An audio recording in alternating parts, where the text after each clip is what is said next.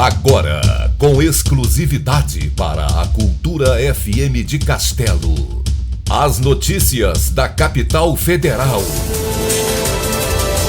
Brasília. Chamando. Bom dia, sou José Carlos Gambarini e estes são os destaques de hoje. Comissão de Constituição e Justiça do Senado derruba o decreto das armas. Supremo barra extinção de conselhos populares decretada por Bolsonaro. O vazamento das conversas comprometedoras de Sérgio Moro que podem anular sentenças da Lava Jato.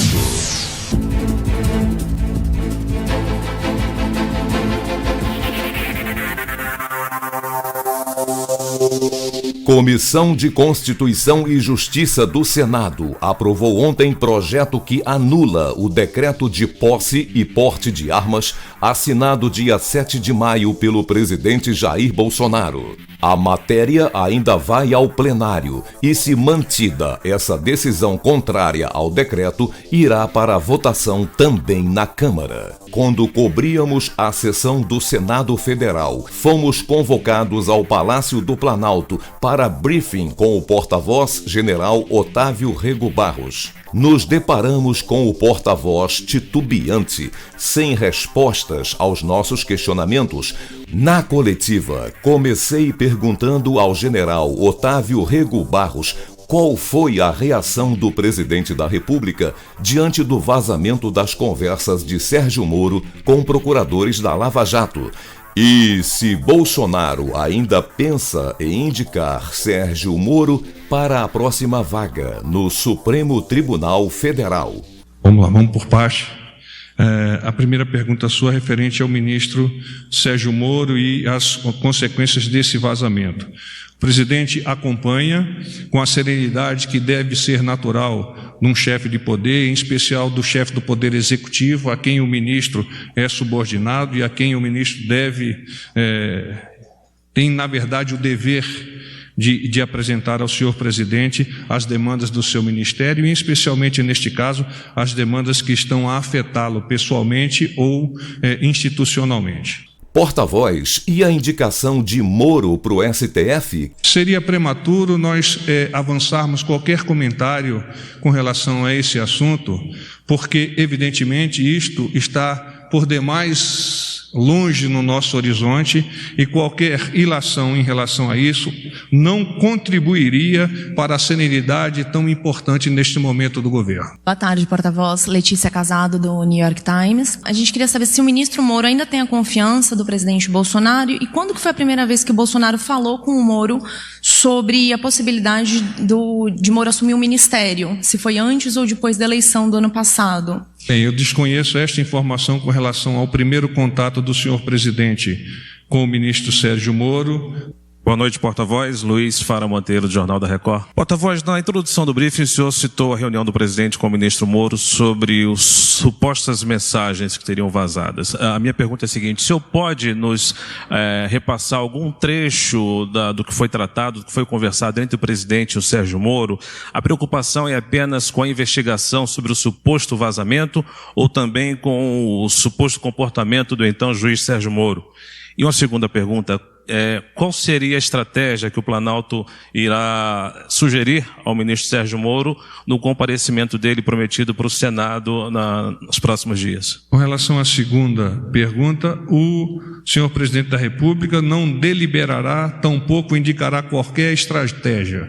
A estratégia, se é que assim nós podemos chamar, é do próprio ministro Sérgio Moro.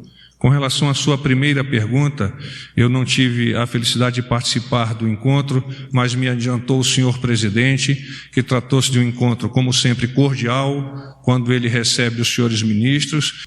Tudo bem, porta-voz, Théo Cury do Estadão. Se o vazamento dessas mensagens recentes pode afetar a tramitação do pacote anticrime do ministro Sérgio Moro? Nós temos que trabalhar de forma dissociada o vazamento desses assuntos com o projeto do senhor ministro Sérgio Moro. No momento nós não vamos pronunciar-se sobre isso. Porta-voz, boa noite, Rudá Moreira do SBT. O senhor falou mais cedo como vazamento de supostas conversas. Há algum movimento da Presidência da República, do Poder Executivo, para monitoramento ou reforço na segurança dos aparelhos celulares, da comunicação entre os ministros e demais integrantes da cúpula do governo federal? Este é um tema de responsabilidade do Gabinete de Segurança Institucional, que vem dia a dia alertando os nossos ministros, os nossos secretários, as pessoas que lidam. O presidente Bolsonaro demonstrou qualquer tipo de receio ou iniciativa de parar de usar aplicativos como o WhatsApp, o Telegram, a partir dessas notícias? O presidente é orientado pelos seus agentes de segurança nas áreas física e até da cibernética com relação a como comportar-se. É em cima dessas orientações que ele vem tomando as precauções que são necessárias. Carla Araújo, do Valor Econômico. Tudo bom, Carla? Tudo bem, senhor. São duas perguntas. A primeira em relação à expectativa do governo sobre a greve que está sendo convocada para sexta-feira.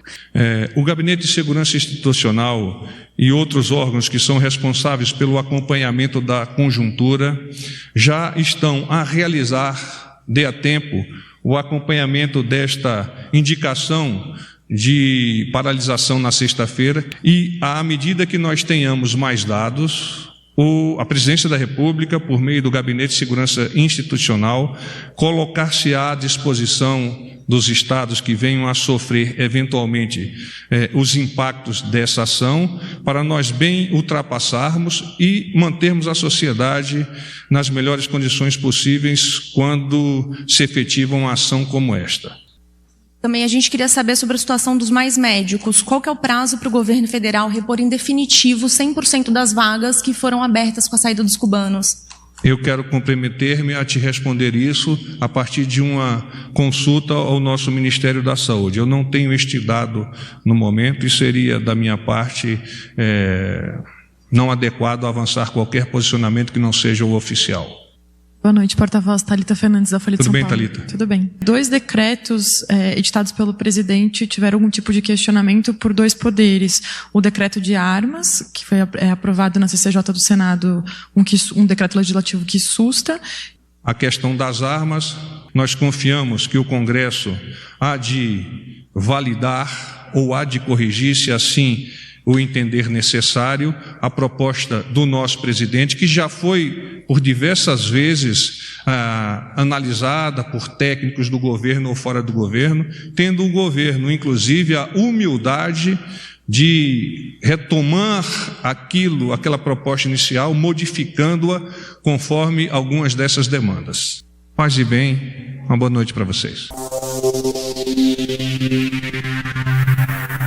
Brasília chamando, volta amanhã, sempre neste horário, especialmente para a Cultura FM de Castelo, a líder absoluta de audiência em todo o sul do Espírito Santo. Até lá!